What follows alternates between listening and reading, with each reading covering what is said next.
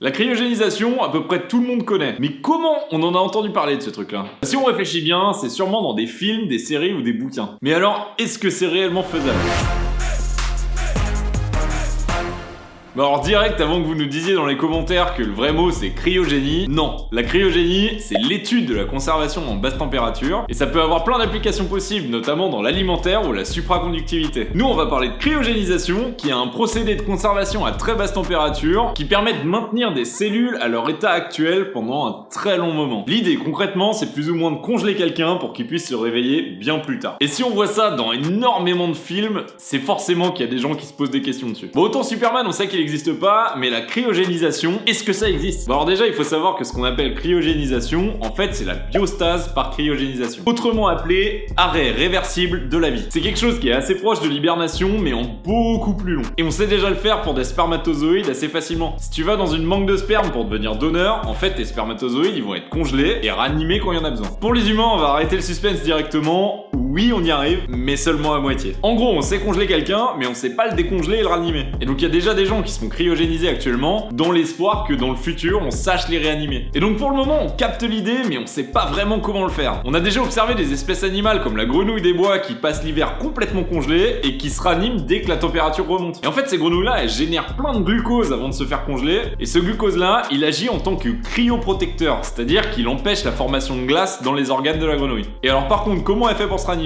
Bah là on n'en est pas encore très sûr. Donc pour se cryogéniser en tant qu'humain, c'est un poil plus complexe que de se mettre dans son frigo. La première phase, ça va être de refroidir le corps avec de l'eau très froide, parce que ça refroidit beaucoup plus vite que de la glace. Et ça surtout au niveau de la tête, parce que le but c'est de garder la structure de votre cerveau intacte. Et donc pendant ce processus-là, on injecte un anticoagulant assez rapidement pour que le sang ne coagule pas et ne devienne pas solide. Et c'est là qu'on va déplacer le patient au centre de cryogénisation pour la phase 2. Et dans la phase 2, on va remplacer complètement son sang par des cryoprotecteurs. Et comme pour la grenouille, le but de ces cryoprotecteurs, c'est qu'il n'y ait pas de glace qui se forme pendant le refroidissement. Tu sais, c'est un peu comme dans ta voiture, l'hiver faut mettre du liquide lave-glace. Si tu mets de l'eau, il va se congeler et tu pourras plus laver ton pare-brise. Et c'est pour ça qu'on appelle ça de la vitrification et pas de la congélation. Parce que si on congèle, les cellules qui passent à l'état solide se réorganisent et donc ça fait des lésions dans tes tissus et en fait tu pourras jamais te réanimer. Avec les cryoprotecteurs, les tissus ils restent dans leur état liquide, ils restent dans leur état normal et donc ça les abîme pas. Et le vrai problème qu'on a actuellement, c'est qu'en fait en réchauffant le corps, il y a des cristaux de glace qui se forment. Et donc là, ça abîme tout. Et donc la phase 3, c'est le stockage. Une fois que le bonhomme est vraiment froid, on va encore le descendre en température jusqu'à moins 196 degrés. Et pour pas abîmer le corps, le processus pour descendre à cette température, il dure 6 jours. Et donc là, notre bonhomme il est congelé et il est plus qu'à espérer que dans le futur, on arrive à le décongeler. Mais pour revenir dans le présent, les applications actuelles, elles sont beaucoup plus petites. Il y a des chercheurs qui viennent de réussir à réchauffer des organes qu'ils avaient cryogénisés. Et ça